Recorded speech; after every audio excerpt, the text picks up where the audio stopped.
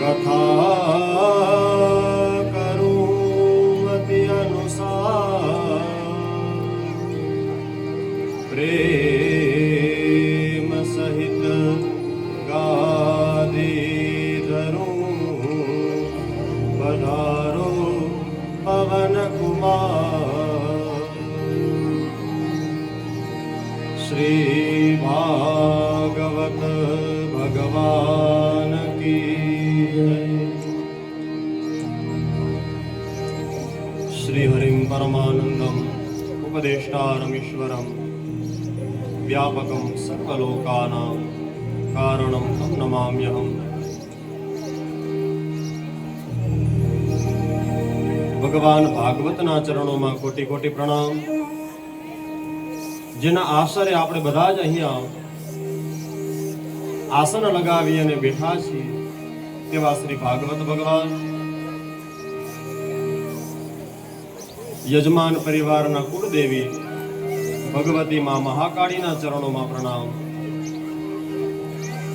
નિત્ય સ્થાપિત અને પૂજિત આ જ્ઞાન યજ્ઞ અનુષ્ઠાનમાં મંત્રો દ્વારા પધારેલા દેવ સ્વરૂપોને પ્રણામ. સૌના હૃદય કમળમાં બિરાજિત વિરાટ સ્વરૂપ પરમાત્માને કોટી કોટી પ્રણામ. સૌને જય સિયારામ, જય શ્રી કૃષ્ણ. હરિ ઓમ.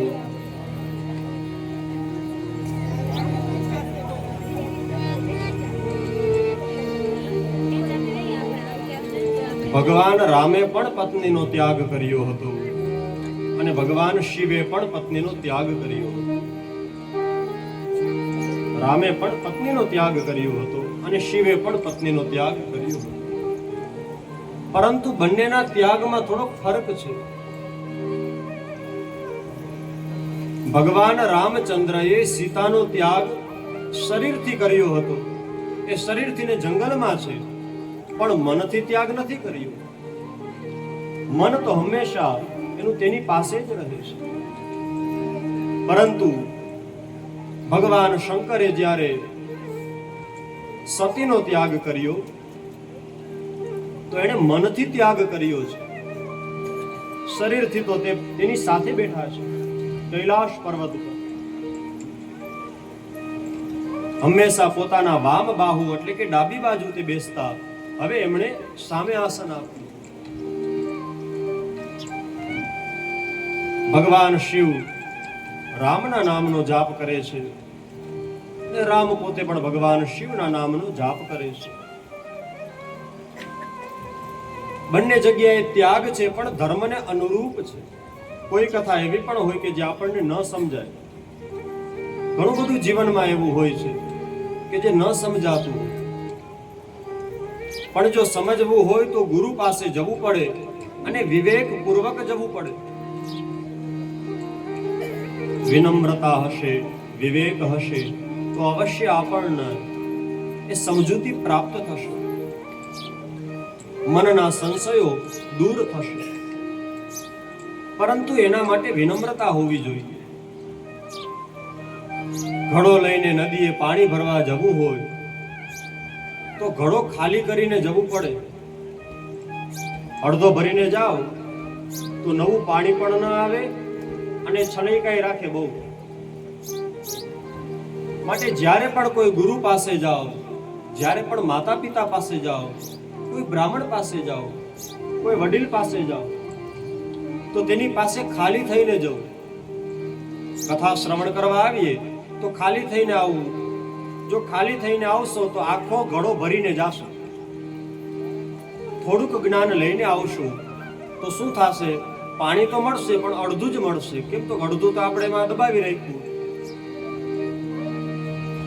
જ્યારે પણ નદીએ જળ ભરવા માટે જાય તો ઘડો ખાલી કરીને જવું. જ્યારે સદગુરુ પાસે જાય ત્યારે પણ ખાલી થઈને જવું કે હું ખાલી છું, મારામાં કાંઈ જ નથી, આપ મને આપો. નમન નમન મેં ફેર હે બહુ નમે નાદાન. નમતા તો બધા હોય, પણ નમનમાં ફેર હોય ભાઈ. પ્રણામ તો બધા કરતા હોય. નવ દંપતીના લગ્ન થયા હોય તો આપણે ત્યાં પરંપરા છે કે બધા વડીલોને પગે લાગે. બહુ સારી પરંપરા છે.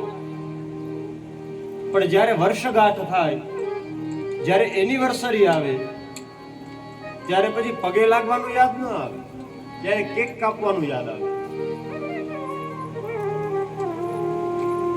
ત્યારે પણ યાદ આવવું જોઈએ કે મારી પરંપરા શું છે, હું કયા કુળમાંથી આવું છું.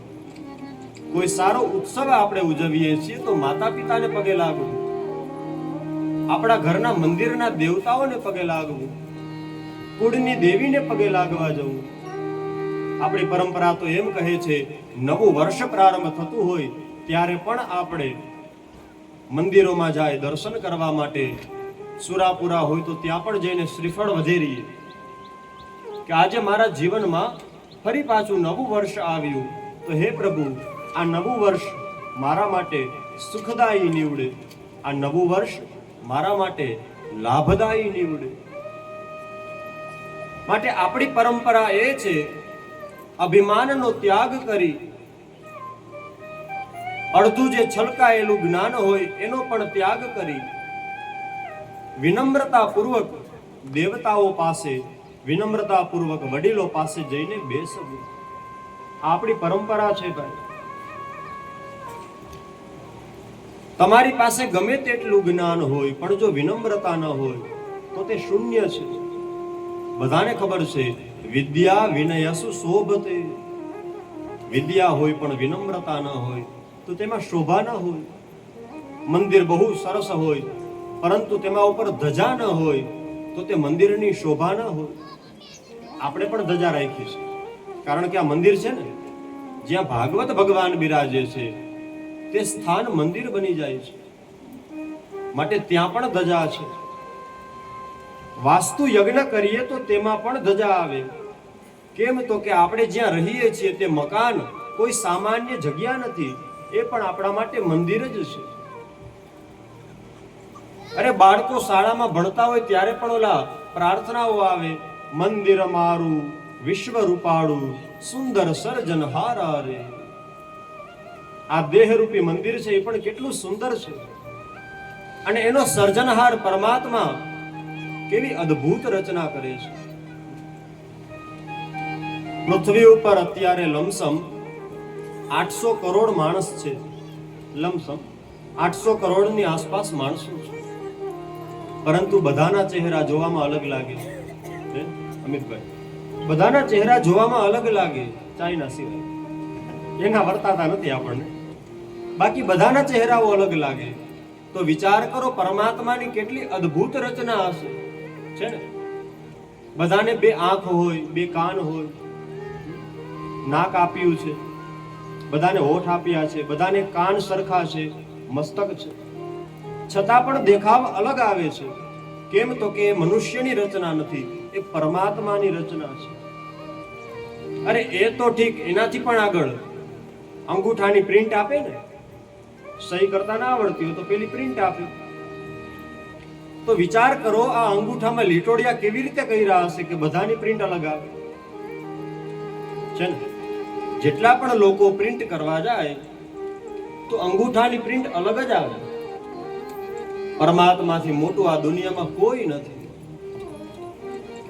આપણે ન હતા ત્યારે પણ એ પરમાત્મા આવો જ હતો, અત્યારે પણ આવો જ છે. આપણે નહીં હોય ત્યારે પણ એ પરમાત્મા આવો જ હશે. અરે આપણા પૂર્વજો પણ એને જ માનતા હતા, અને આપણી આવનારી પેઢી પણ એને જ માનશે. કેમ? તો કે પરમાત્મા સદાકાળ સર્વ સ્થાન અને સર્વ સમયમાં એક જ સ્વરૂપ બિરાજે છે. કથા આવે કે દશરથ મહારાજને એમ થયું કે મસ્તક પાસે એક શ્વેત વાળ દેખાણો, પણ એવી કથા ના આવે કે રામને થયું કે મારી પાસે હવે સફેદ વાળ દેખાય છે. કૃષ્ણ ભગવાન 125 વર્ષ સુધી પૃથ્વી ઉપર લીલા કરે છે, પણ એમાં શ્વેતવાળ નથી દેખાતા. કેમ? તો કે પરમાત્મા છે, પહેલા પણ એવા જ હતા, અત્યારે પણ એવા જ છે, પછી પણ એવા જ રહેશે. માટે આપણી પરંપરા એ વિનમ્રતા શીખવે છે, આપણી પરંપરા એ વિવેક શીખવે છે. જ્ઞાન હોય પણ વિવેક ન હોય શા કામનું? મકાન હોય પણ છત ન હોય શા કામની? સુંદર શરીર હોય પણ પ્રાણ જ ન હોય શા કામની? નમતા સૌને બહુ ગમે, નમતા ને સૌ માન, નદીઓ સાગર ને ભજે, છોડી ઊંચા સ્થાન. નમે એ સૌને ગમે, માટે તો આપણે બધા નદીઓને પ્રણામ કરીએ છીએ. એટલે તો નદી હિમાલય વગેરે પર્વતોમાંથી અલગ અલગ જગ્યાએથી પોતાનો પ્રવાહ વહેતો વહેતો વહેતો મૂકી સમુદ્રમાં નીચે આવે છે. અને એ નદી છે, એ નદીના પણ બે કાંઠા છે. એ કયા બે કાંઠ છે? એ ઘાટ કયા છે?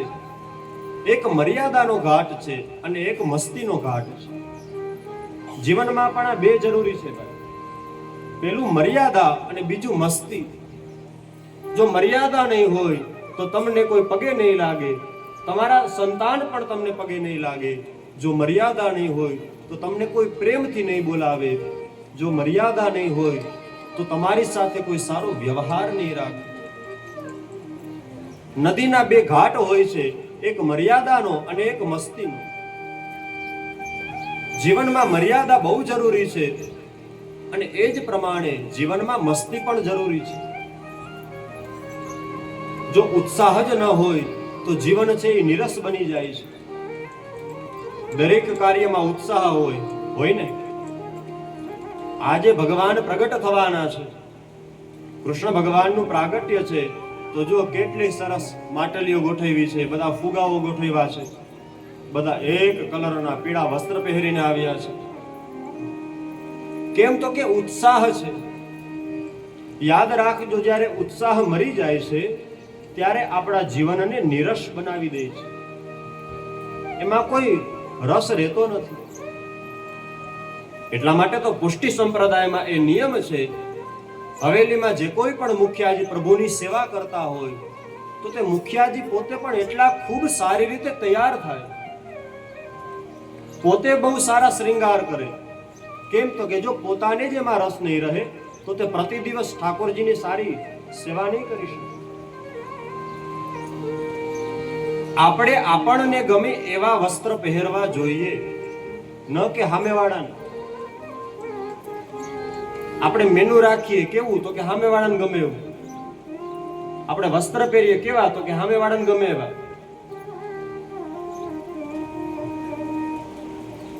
આપણે આપણને ગમે એવું કરીએ છીએ શું? યાદ રાખજો, તમે સત્યનારાયણની કથા સાંભળી હોય તો એમાં પણ આપણને જોવા મળે, ભાગવતની કથા હોય તો એમાં પણ જોવા મળે.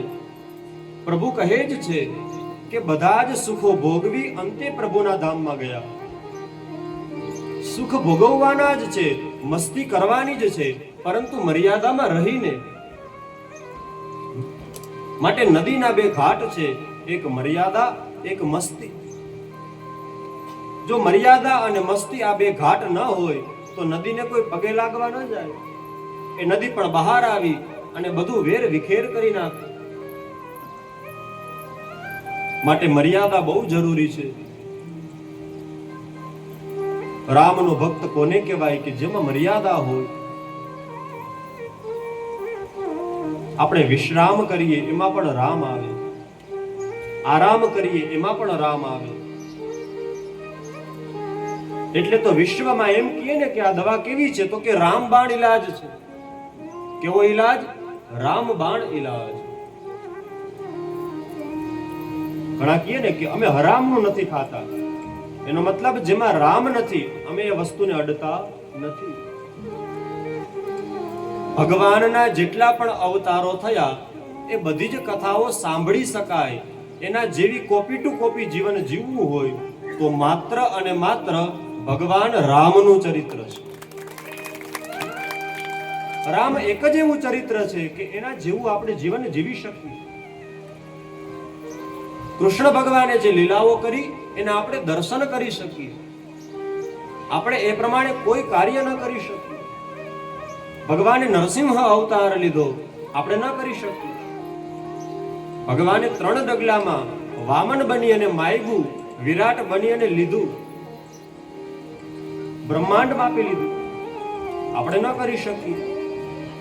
માત્ર અને માત્ર ભગવાન રામના પગલે અને પગલે ચાલવું પડે તો જ આપણું જીવન મર્યાદામાં રહે છે.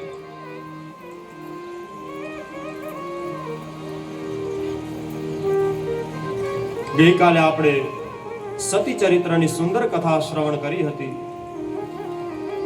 વિશ્વમાં એક જ એવું નૃત્ય છે કે જે ક્રોધમાં થયું, ભગવાન ભોળાનાથે કર્યું.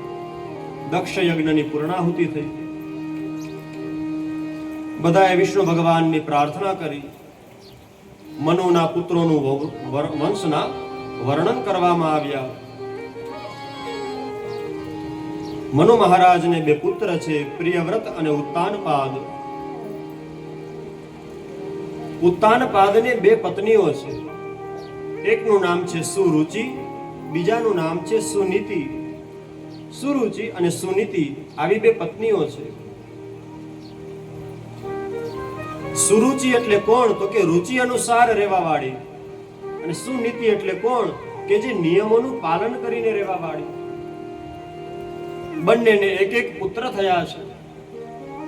સુરુચિના પુત્રનું નામ છે ઉત્તમ, સુનીતિના પુત્રનું નામ છે ધ્રુવ.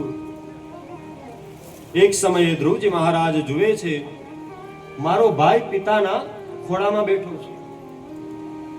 ધ્રુવજીને વિચાર આવ્યો કે મને પણ પિતાના ખોળામાં બેસવાનું મન થાય છે, મારે પણ ત્યાં જઈને બેસવું છે. પિતાને તો ભેદભાવ નથી, પણ જેવો તે જતો હતો, સાવકી માતાએ રોક્યો. અરે આમ તારાથી ને ત્યાં ન બેસી શકાય. અરે જો તારે તારા પિતાના ખોળામાં બેસવું હોય તો તારે મારા કુખેથી ને જન્મ લેવો પડે. આ વખતે તે મારા કુખેથી જન્મ નથી લીધો.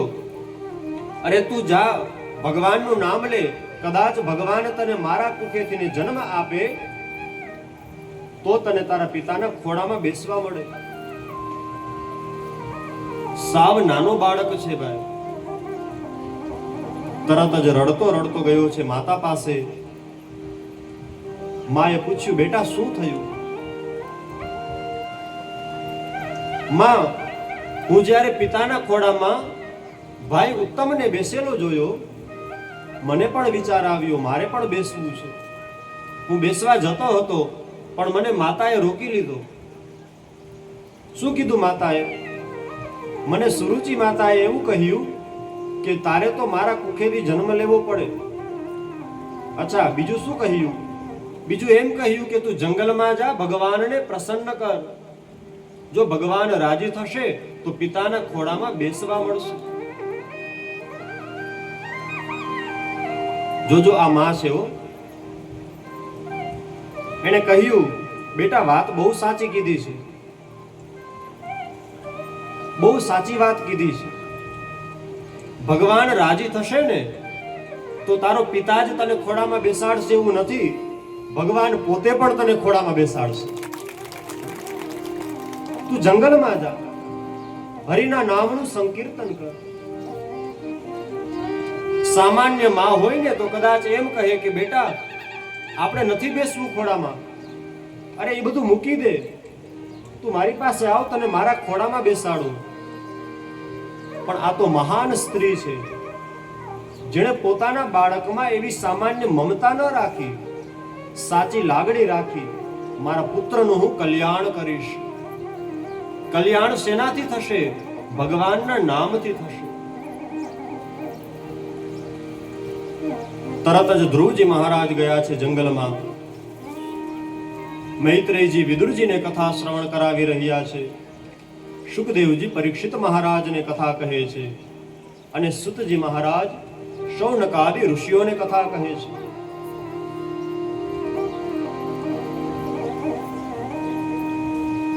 કહે છે કે ધ્રુવજી મહારાજ જંગલમાં ગયા છે, તો ત્યાં તેઓએ માર્ગમાં શ્રી નારદજીનો ભેટો થયો. નારદજીનો ભેટો થયો એટલે નારદજીએ પ્રારંભમાં તો એમ કહ્યું છે કે બેટા જંગલમાં ન જવાય, હજી તારી નાની ઉંમર છે, હજી તો તારે ખેલકૂદ કરવાની ઉંમર છે બેટા. આ ઉંમરમાં તારે તપ ન કરાય. જંગલમાં સિંહ હોય, વાઘ હોય, દીપડા હોય, એ તો મારીને ફાડી નાખે ભાઈ. બેટા આ ઉંમરમાં તું ઘરે જા. ના મહારાજ, મારી માતાની આજ્ઞા છે, હું તો ભગવાનને મેળવવા માટે તપ કરવા નીકળ્યો છું. નારદજીએ મંત્ર આપ્યો છે, દ્વાદશાક્ષરી મંત્રનો તમે જાપ કરો. તેઓ મંત્રનો જાપ કરે છે.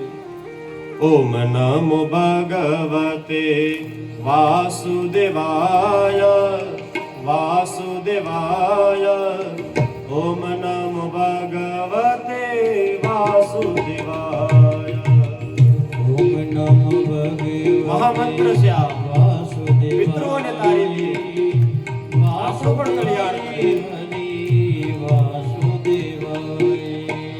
ઓમ નમો ભગવતે વાસુદેવાય વાસુદેવાય વાસુદેવાય હરે વાસુદેવાય.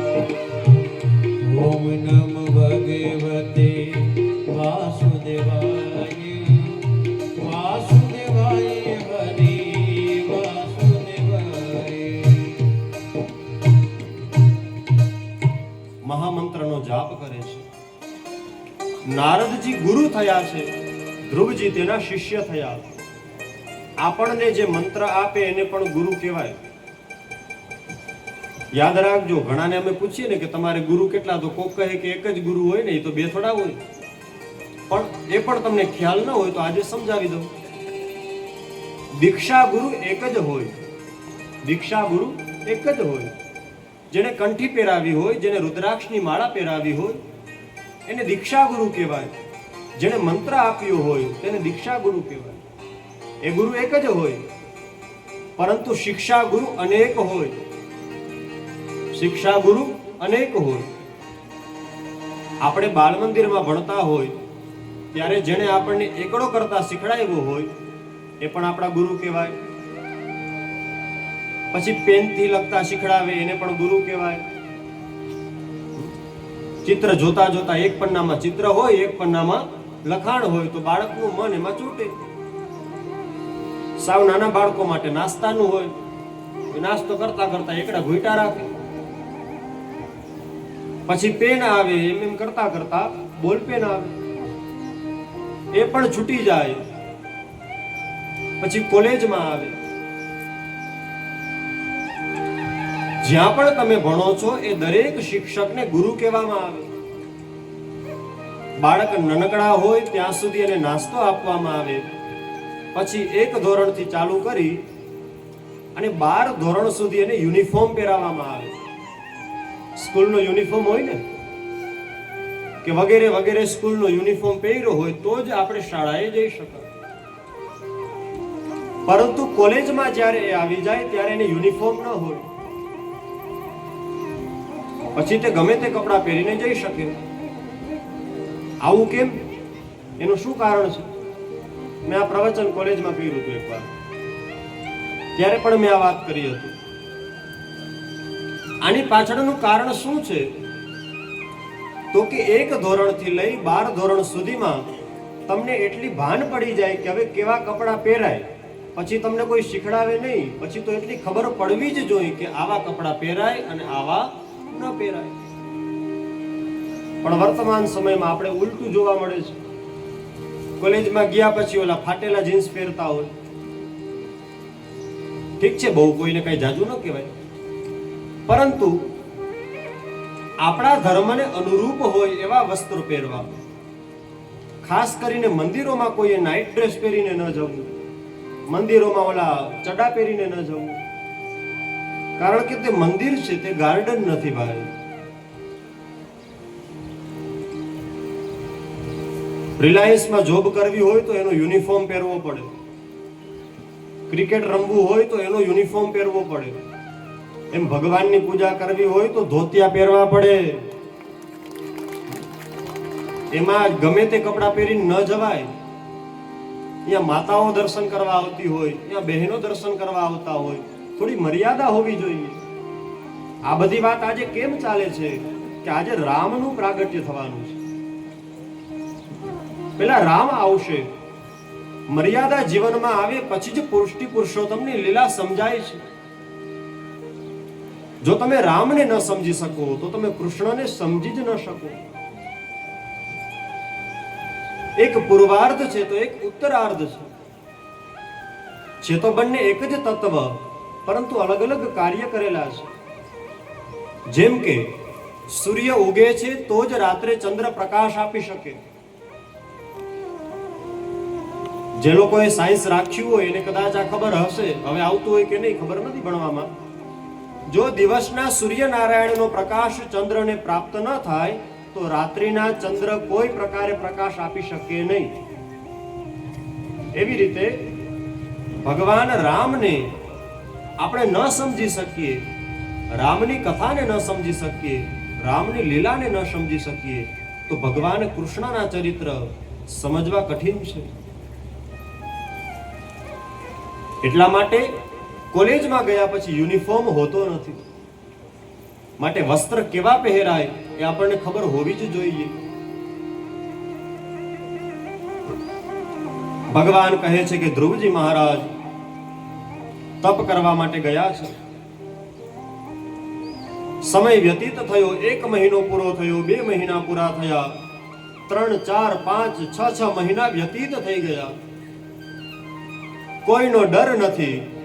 જેને ભગવાનમાં ધ્યાન હોય એને કોનો ડર હોય? તુમ રક્ષક કાહુ ડરના, તુમ રક્ષક કાહુ ડરના, तुम रक्षक काहू को डरना. મારો નાથ મારી રક્ષા કરે છે, તમારે ડરવાની શું જરૂર છે? જય જય જય હનુમાન ગુસાઈ, માન ગુસાઈ, કૃપા કરહુ ગુરુ દેવ કિનાઈ. जय जय जय हनुमान गोसाई, કૃપા કરહુ ગુરુ દેવ કિનાઈ. તુમ રક્ષક કાહુ કો ડરના. એ બાળક તપ કરે છે તો એવું નથી કે અહીંયા કોઈ પશુ નથી આવ્યા.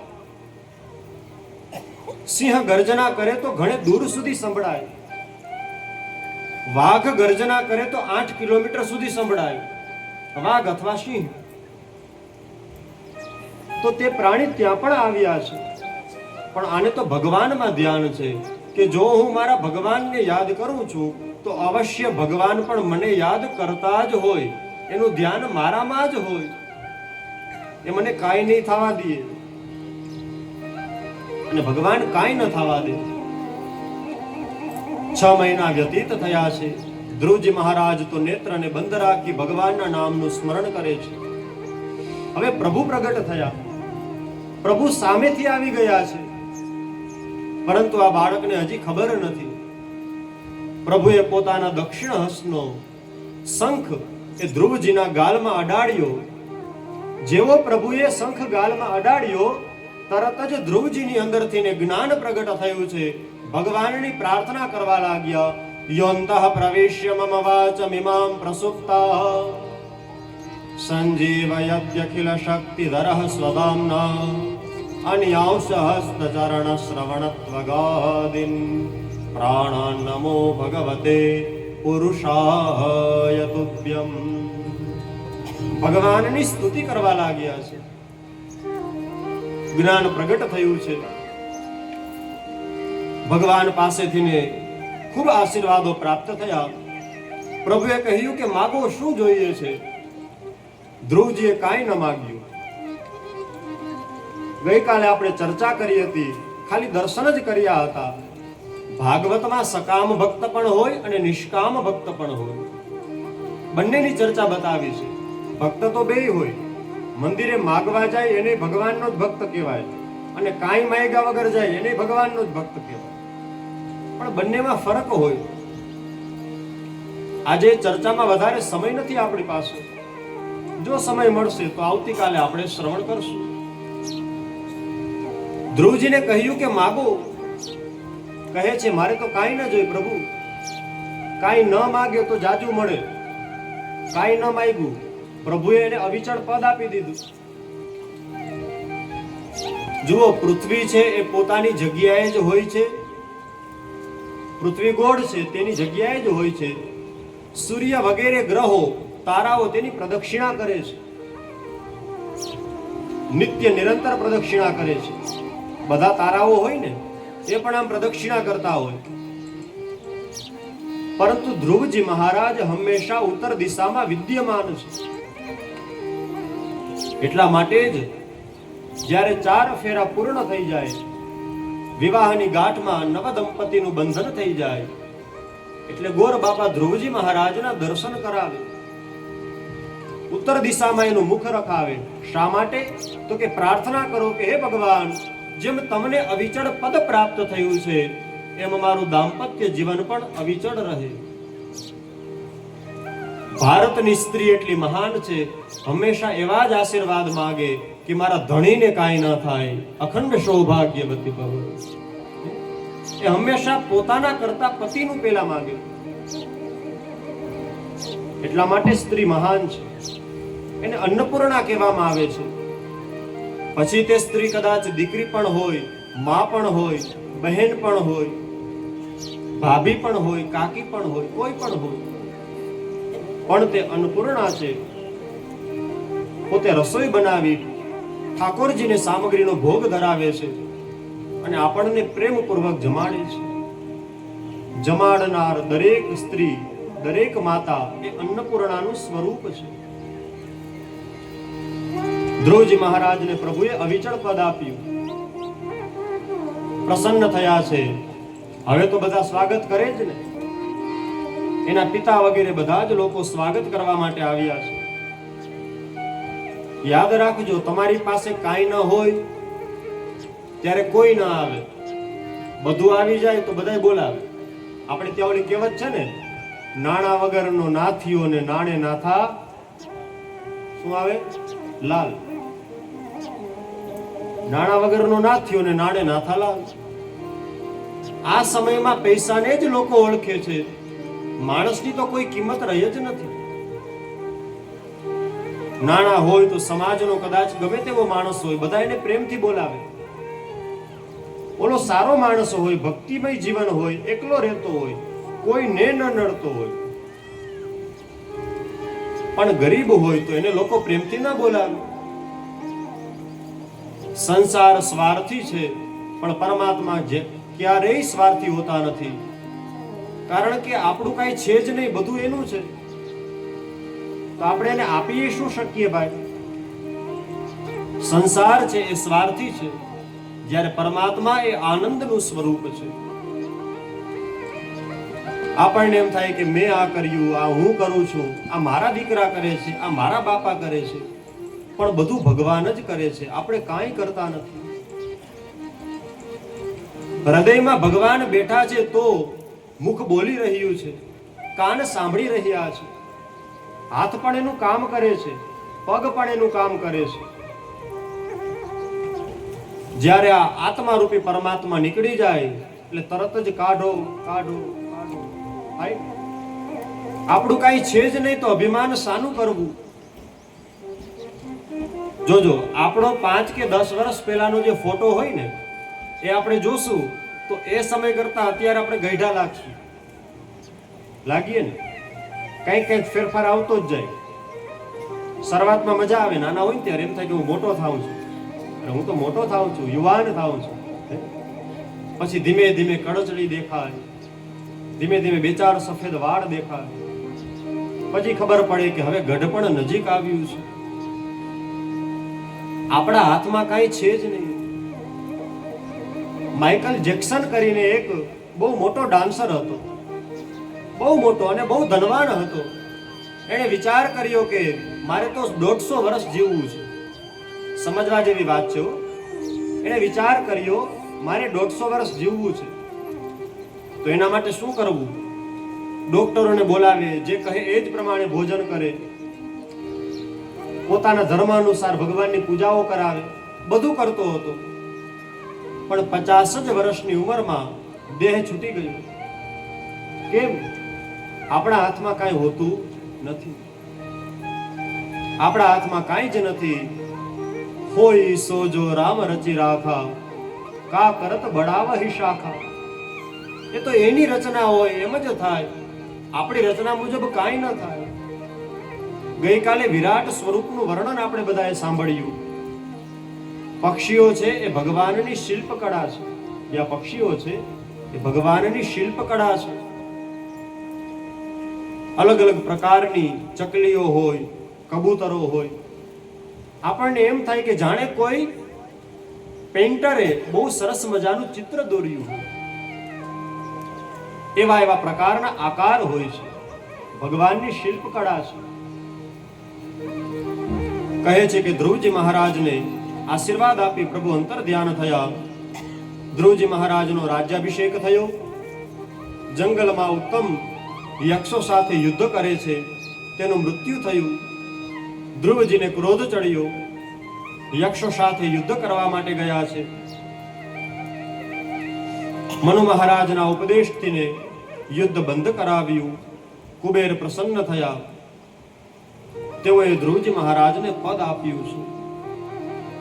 ધ્રુવજી મહારાજના વંશનું વર્ણન કરવામાં આવ્યું.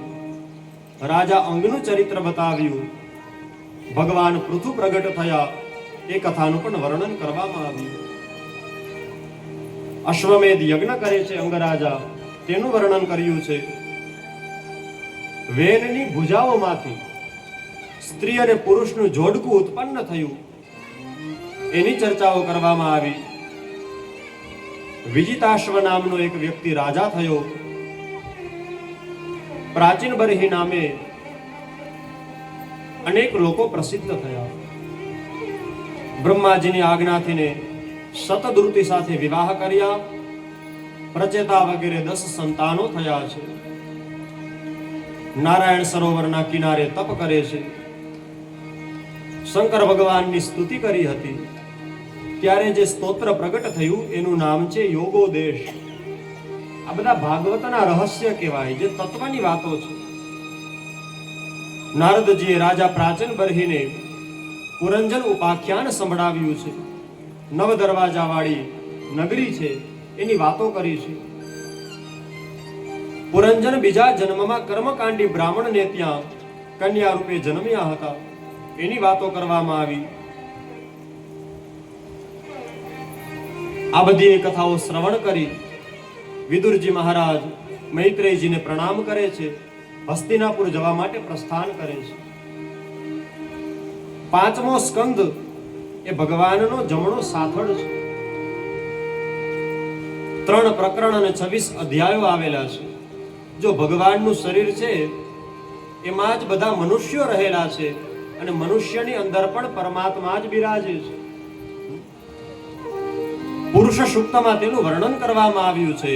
બ્રાહ્મણોસ્ય મુખમાસિત બાહુરાજન્યક્રતઃ પુરોતદસ્ય જદવેશ્યઃ પદભ્યંગ શુદ્રો અજાયત. બ્રાહ્મણોસ્ય મુખમાસિત. બ્રાહ્મણ એ ભગવાનનું મુખ છે. આપણે કોઈ પણ સત્કર્મ કરીએ તો બ્રાહ્મણને જમાડીએ છીએ. શું કામ? કોઈ જાતિને જમાડવાની વાત નથી, પણ એ ભગવાનના મુખમાંથી ને પ્રગટ થયા છે, એટલે તે ભગવાનનું મુખ છે. બ્રાહ્મણોસ્ય મુખમાસિત. પછી ક્ષત્રિયોની વાત કરવામાં આવી. ભગવાનના હાથમાંથી ને ક્ષત્રિય પ્રગટ થયા. પુરુતદસ્ય જદવેશ્યઃ. ભગવાનના સાથળ છે એમાંથી ને વ્યાપારીઓ પ્રગટ થયા. પદવ્યાગુ શુદ્રો અજાયત. શુદ્ર ભગવાનના ચરણમાંથી ને પ્રગટ થયા છે. હવે જે એમ કહેતો હોય કે શુદ્રને અડાય નહીં, તો કેજો ભગવાનના ચરણને અડાય કે ન અડાય? ભગવાનના ચરણ હોય એનો સ્પર્શ કરાય કે ન કરાય? કરાય ને કે ન કરાય? જવાબ તો દો કે બધા નિંદરમાં? બધા નિંદરમાં નથી ને? આમ હોકારો દેતા રહેજો એટલે કૃષ્ણ જન્મ વહેલો ન થઈ જાય, નકર વહેલો થઈ જાય. કારણ કે અહીંયા બધું આધારિત હોય સામે વાળા ઉપર. પરીક્ષિત પ્રશ્ન કરે તો સુખદેવજી કથા કહે. આમ કઈ કોક હોઈ ગયા હોય 2-4 જણા તો પછી અમારે આમ જોવું પડે.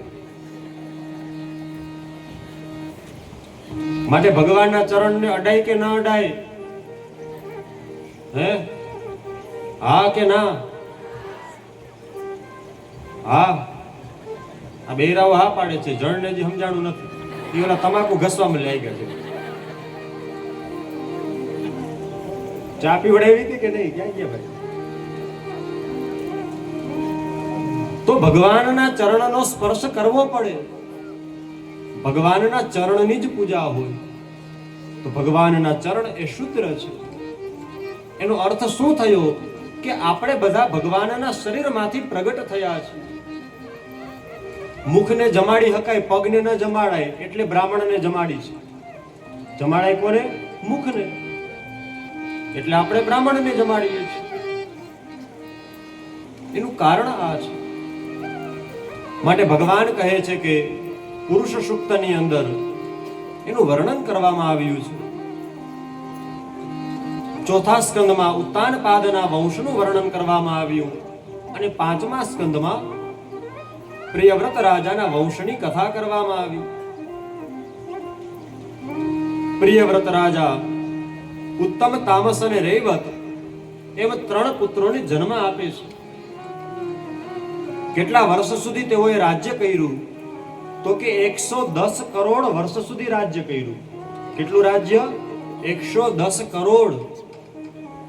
આપણને એમ થાય કે આટલા બધા વર્ષ હોય, પણ આ મનુ મહારાજની વાત છે અને આના સંશય ન થવો જોઈએ. ગઈકાલે આપણે ચર્ચા કરી હતી કે કેટલો સમય હોય એમાં કળિયુગ હોય, કેને સત્યયુગ કહેવાય, કેને ચતુર્યુગી કહેવાય, કેને મહાકલ્પ કહેવાય, કેને મન્વંતર કહેવાય. આ બધી ચર્ચાઓ ગઈકાલે આપણે કરી હતી.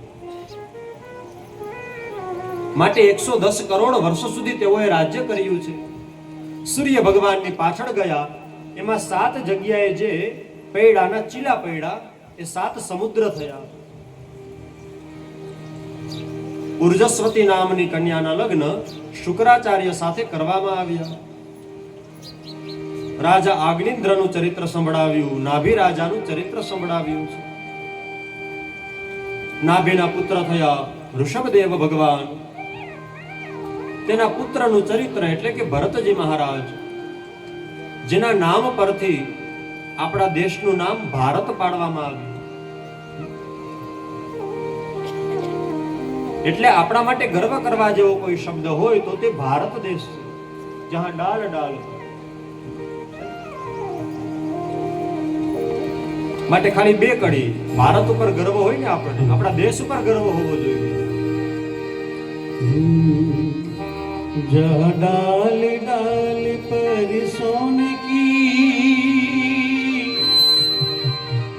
चिड़िया करती है बसेरा, यह भारत देश है मेरा, यह भारत देश है मेरा.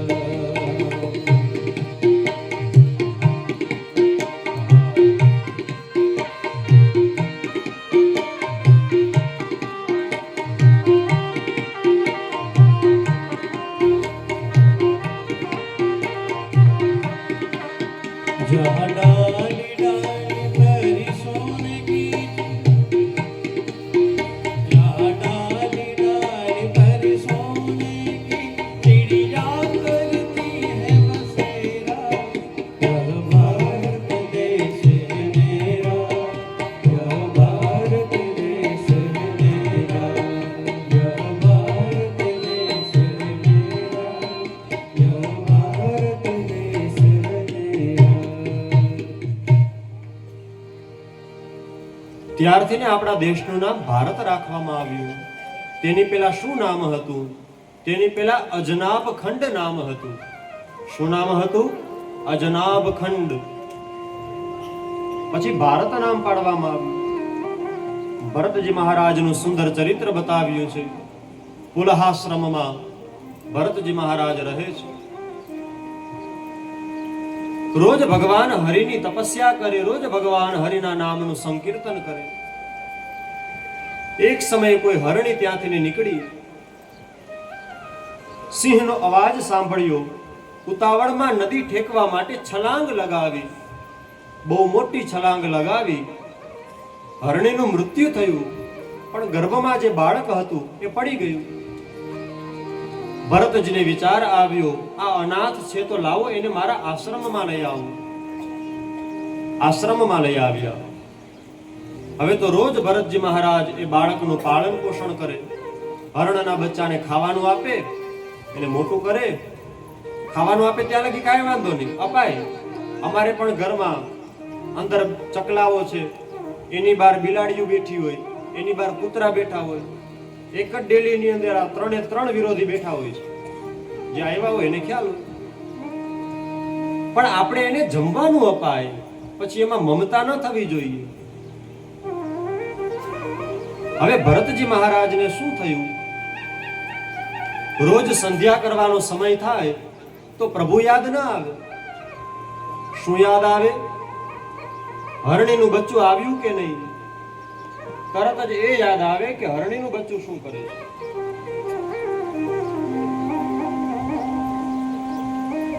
હરણીનું બચ્ચું શું કરે છે એ યાદ આવે. રોજે રોજ ભાઈ કાલથી ને ચા અહીંયા સ્ટેજ પાસે કે બ્રાહ્મણો પાસે કે સંગીતકારોને ચાલુમાં દેવા ના આવતા. 5 મિનિટ કહેજો એટલે એને મોકલી દઈશ, આમ ખૂણામાં ચા પી લઈએ, જેથી બધા એનું ધ્યાન આમ ન જવું જોઈએ.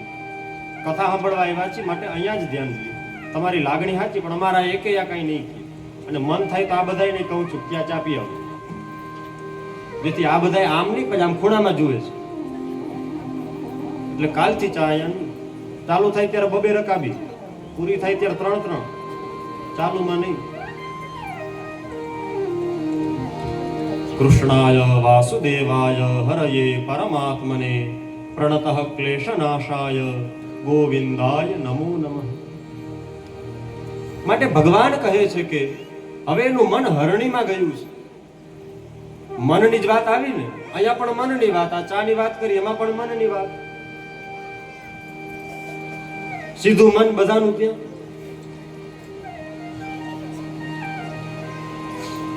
એટલા માટે સુખદેવજી મહારાજ કહે છે કે હવે થયું એવું કે અંતિમ ઘડી નજીક આવી, સંધ્યાનો સમય હતો તો ભગવાન યાદ ન આવ્યા.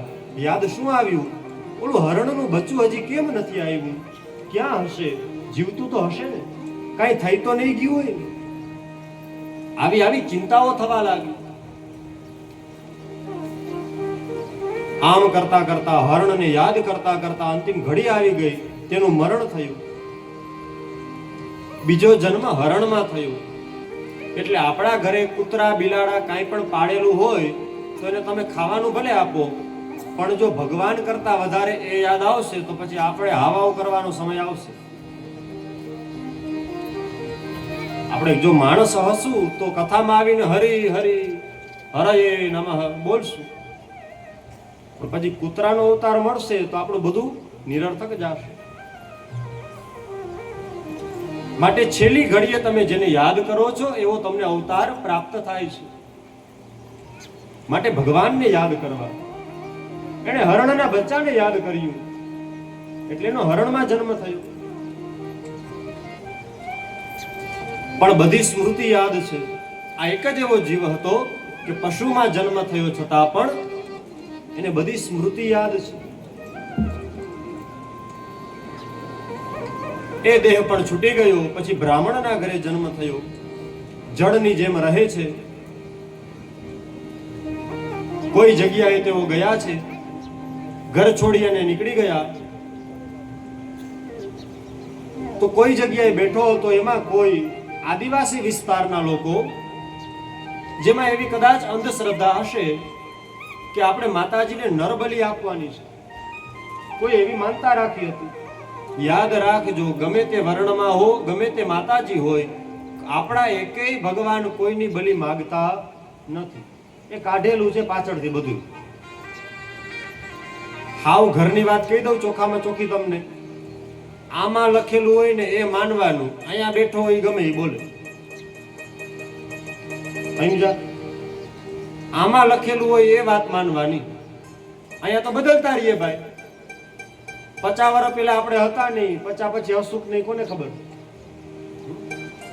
આમાં લખ્યું હોય એ જ માનવામાં આવે. પેલે દિવસે વાત કરી ને કે નાસ્તિક કોને કહેવામાં આવે? તો કે જે વેદની નિંદા કરે છે. નાસ્તિકો વેદ નિંદક. માટે આપણા શાસ્ત્રમાં લખ્યું હોય, આપણા પુરાણમાં લખ્યું હોય એ જ વાતને માન્યતા આપવામાં આવે છે. જે વાત શાસ્ત્રમાં ન હોય, જે વાત ગ્રંથોમાં ન લખી હોય એ વાતમાં માન્યતા ન મળે. માટે આપણા એકેય ભગવાન, આપણા એકેય દેવતાઓ ક્યાંય બલિ નથી માંગતા. પણ કોઈ એવો સમાજ હશે અથવા તો કોઈ એવા વ્યક્તિ હશે, અત્યારે પણ હોય છે તો ત્યારે હોય તો ખરા ને ભાઈ, કે જેને એવું વિચાર્યું હતું કે જો આપણા ઘરે બાળકનો જન્મ થશે તો આપણે નર બલિ આપશું. પણ કેવાને લઈ આવવો છે આપણે? તો કે હોષ્ટપુષ્ટ હોય, કોઈ પ્રકારે ખંડિત ન હોય, એની આપણે બલિ આપવી છે. તો આ ભરતજી મહારાજ તો બ્રહ્મનંદમાં રહેતા હતા. ન મિત્રમ ન શત્રુમ ન પાપમ ન પુણ્યમ ન કાંઈ. પોતાની મોજમાં મુજે મેરી મસ્તી કહા લેકે આયો. પોતાની મસ્તીમાં રહેવા વાળો માણસ. કોઈ જગ્યાએ તેઓ બેઠા હતા. આ લોકો ગોતવા ગયા નરને, એક મનુષ્યને, કે ચાલો આપણે એને પકડીને લઈ જાય અને આપણે એની બલિ આપી. ગોતવા ગયા તો આને જોયો, નજર પડી કે આ બહુ ખાધેલ પીધેલો છે. જો આની બલિ આપશું તો માતાજી બહુ જાજા રાજી થશે. ઉપાડી ગયા એને. ઓલા જેમાં ઘણી જગ્યાએ બકરાને નવડાવે ધોવડાવે ને આને નવડાવ્યું, સ્નાન કરાવ્યું, ગળામાં હાર પહેરાવ્યો, કપાળમાં ચાંદલો કર્યો. પણ આને તો ભગવાનનો ભરોસો. તુમ રક્ષક કા હુકો ડરના, તુમ રક્ષક કા હુકો ડરના. ભગવાન અમારી રક્ષા કરે છે, મારે બીવાની કોઈ જરૂર નથી. બલિ આપવા માટે તૈયાર થઈ ગયા છે. હાથમાં ખડગ લીધું છે, માતાજીની સામું જુએ છે, કંકુના છાટણા કરી અને બધા જેવા મારવા માટે હથિયાર ઉપાડ્યું. ત્યાં તો એને મહાકાળીમાં કોણ દેખાણું? ભરતજી મહારાજ હતા, એને તો મસ્તકામ રાખ્યું, પણ એને તો માતાજીમાં કનૈયો દેખાણું. આને કહેવાય અન્યાશ્રય ન થવો. અન્યાશ્રયની વાતો હોય ને પુષ્ટિ માર્ગની. અન્યાશ્રય એટલે શું? બીજાને ન માનવું એમ નહીં, પણ હું તો જ્યાં જાઉં મને મારો કનૈયો જ દેખાય, કનૈયા સિવાય બીજું ન દેખાય. આને અન્યાશ્રય કહેવામાં આવે. બીજો ન દેખાય તો અન્યાશ્રય થતો નથી. બીજો આશરો જ નહીં, મને તો કેવલ અને કેવલ મારા ભગવાનનો આશરો. આને માતાજીમાં પણ ભગવાન દેખાણા. જેવી તલવાર ઉપાડી છે તરત જ માતાજીમાંથી એક મૂર્તિમાંથી અવાજ આવ્યો, માતાજી બહાર આવ્યા. એ ખડગ હાથમાંથી લઈ લીધું અને ઓલા જે મારવા માટે આવ્યા હતા તેના મસ્તક છેદી નાખ્યું. મારવા માટે આવ્યા હતા એ બધાના મસ્તકો કાપી નાખ્યા. કહેવાની વાત એ છે, આ કથા આપણને એ શીખડાવે છે, ભગવાન બલિ નથી માંગતા. જ્યાં પણ આવી અંધશ્રદ્ધાઓ થતી હોય એ બધી બંધ કરવી. કોઈ કોઈ જગ્યાએ એવું પણ છે કે માતાજી બલિ માંગતા તો આપણે ઓલો ખજૂરનો, અમુક અમુક જગ્યાએ એવું હોય છે કે ખજૂરનું ઓલું કરે, પછી એને કાપે અને ખજૂર પ્રસાદમાં લઈએ. પણ આ બધું ખોટું છે. આવી અંધશ્રદ્ધામાં રહેવું નહીં. ભગવાન કહે છે કે ભરતજી મહારાજના વંશનું વર્ણન કરવામાં આવ્યું, ભુવન કોષનું વર્ણન કર્યું, ભિન્ન ભિન્ન વર્ષોનું વર્ણન કરવામાં આવ્યા, કિમ પુરુષોનું વર્ણન કર્યું. હનુમાનજીની સાથે અનેક કિન્નરો ભગવાન રામની ઉપાસના કરે છે તેની કથા બતાવવામાં આવી. ભારત વર્ષમાં નર નારાયણ ભગવાન થયા એની પણ વાત કરવામાં આવી. વેદ વ્યાસજી મહારાજ જ્યારે ભાગવતની રચના કરે છે તો સૌ પ્રથમ ભગવાન નર નારાયણને નમસ્કાર કરે છે. નારાયણમ નમસ્કૃત્યમ નરમ ચૈવ નરોત્તમમ દેવીમ સરસ્વતીમ વ્યાસ તતો જયમુદીરયેત. નર નારાયણ ભગવાનને પ્રણામ કરવામાં આવ્યો. કેમ તો કે તમે જ્યાં હો ત્યાં સ્થાનના દેવતા હોય ને. આપણે સંકલ્પ કરાવે ભૂદેવ ત્યારે આવે ને, સ્થાન દેવતાભ્યો નમઃ. સ્થાનના દેવતાને પગે લાગવું પડે. તો વેદ વ્યાસજી મહારાજનો જ્યાં બદ્રિક આશ્રમ છે, સામે જ નર નારાયણ પર્વત છે, માટે તેને પ્રણામ કરવામાં આવ્યા. પછી જે કથાની પ્રારંભ કરવામાં આવે છે, નર નારાયણ ભગવાનનું વર્ણન કરવામાં આવ્યું. તેઓ અત્યારે અપ્રગટ રૂપે તપ કરી રહ્યા છે. કોના માટે? તો કે ભારત વર્ષની પ્રજા સુખી થાય એ માટે. અત્યારે પણ તેઓ તપ કરે છે. 6 દ્વીપો અને લોકાલોક પર્વતનું વર્ણન કરવામાં આવ્યું. ભગવાન સૂર્યનો રથ, તેમાં કેટલા ઘોડા છે, કોણ સારથી છે, પૃથ્વી અને સૂર્યની વચ્ચે કેટલું ડિસ્ટન્સ છે, કેટલા માઇલની ગતિ છે, એ બધું વર્ણન કરવામાં આવ્યું. પ્રત્યેક મહિને આપણે અલગ અલગ સૂર્ય નારાયણના દર્શન કરીએ છીએ. સૂર્ય 12 છે. એક સૂર્ય એક રાશિમાં 28 દિવસ રહે છે, ક્યારેક 27 દિવસ, ક્યારેક 29 દિવસ. આમ કરતા કરતા 3 વર્ષ થાય એટલે 1 મહિનો જેટલો સમય વધે એને પુરુષોત્તમ મહિનો કહેવામાં આવે. ભગવાનની ગતિનું વર્ણન કરવામાં આવ્યું. ગ્રહોની સ્થિતિ, તેનું ગતિનું વર્ણન, શિશુમાર ચક્રનું વર્ણન કરવામાં આવ્યું. રાહુથી 10,000 યોજન નીચે સિદ્ધો, ચારણો અને વિદ્યાધરો રહે છે, તેનું વર્ણન કર્યું. પૃથ્વીની નીચે અતલ, વિતલ, સુતલ, તલાતલ, મહાતલ અને પાતાળ, 7 પાતાળ આવેલા છે. ઉપર 7 લોક આવેલા છે. ભૂહ, ભુવઃ, સ્વઃ, મહ, જનઃ, તપઃ અને સત્યલોક, એનું વર્ણન કરવામાં આવ્યું. નરકોની વિભિન્ન ગતિઓનું વર્ણન કરવામાં આવ્યું. કુલ મળી અને 84 લાખ નરકો આવેલી છે. અહીંયા ટ્રાફિક જાજો હશે ને તો જ આટલી નરક હોય ને ભાઈ. અને અત્યારે આપણે ટીવીમાં અને સમાચારમાં જોઈ છીએ તો એવું લાગે કે વાત સાચી લાગે ને, તો જ આટલી નરકો બનાવી હોય ને ભગવાને. જુઓ, નરક છે, નરક નથી. આ વ્યાકરણ તમને સમજાવો. સ્વર્ગ કેમ તો કે માથે રેફ છે, પણ અહીંયા છે નરક. ન ર ક, નરક નથી, નરક એનું આખું નામ છે નરક. ઘણા લોકો નરક બોલતા હોય, એ નથી. માં અને માં એમાં પણ ફેર હોય. માં એટલે કે જન્મ આપનારી માં, અને માથે ઓલું ટપકું હોય ને એટલે માં એટલે કે અંદર. આપણે કહીએ ને કે આ જ્ઞાન છે પણ શેમાં છે, તો કે પુસ્તક માં એટલે અંદર. સુર છે, નીકળે છે, પણ છે કેમાં, તો કે હાર્મોનિયમ માં એટલે કે અંદર. અવાજ કાન સુધી પહોંચે છે, પણ કેના માધ્યમથી, તો કે સાઉન્ડ ના માધ્યમ. ના, ની અને માં આ બધા એકબીજાના સહયોગ કરવા વાળા શબ્દો છે. થોડું ઉપરથી જાય તો ચિંતા ન કરતા આવું. અમે 2-4 જણા હોય ભણેલા તો એ આવું સમજી લે. માટે નરકોનું વર્ણન કર્યું છે. 84 લાખ નરકો છે. 21 પ્રકારની મોટી મોટી નરકો બતાવી છે. મોટા મોટા પાપ હોય એના માટે મોટી મોટી નરકો, મોટા મોટા પાપ હોય એના માટે મોટી મોટી નરકો આપી છે. જેમ કે મોટી મોટી જેલ હોય ને, દરેક શહેરોમાં જેલ તો હોય, પણ મોટા આતંકવાદી માટે મોટી જેલ દિલ્હીમાં, અમદાવાદમાં, મુંબઈમાં. એવી જ રીતે આમાં પણ વ્યવસ્થા છે. આ બધી વ્યવસ્થાની વાત છે. નરકોનું વર્ણન કરવામાં આવ્યું. પંચમ સ્કંધને આપણે ભગવાનના ચરણોમાં અર્પણ કરીએ. છઠ્ઠા સ્કંધને પ્રારંભ કરીએ એ પહેલા આજે આપણે કૃષ્ણ જન્મ સુધી પહોંચવું છે. તેની પહેલા ભગવાન રામનું પ્રાગટ્ય થવાનું છે. એટલે છેક સુધી બધા પોતપોતાની જગ્યાએ બેઠા રહેજો. પરંતુ કુટુંબની ઘણી બધી દીકરીઓએ આજે એવું નક્કી કર્યું છે કે આપણે એક સરખા વસ્ત્રો પહેરીએ તો માત્ર થોડી વાર માટે પણ રાસ રમીશું, એવી તેમની ઈચ્છાઓ છે. બહેનોની ઈચ્છા હોય તો આપણે પૂરી કરવી જોઈએ. માટે એ કુટુંબની જે દીકરીઓ છે જેણે એક સરખા વસ્ત્રો ધારણ કર્યા છે, માત્ર તે જ ઊભા થશે.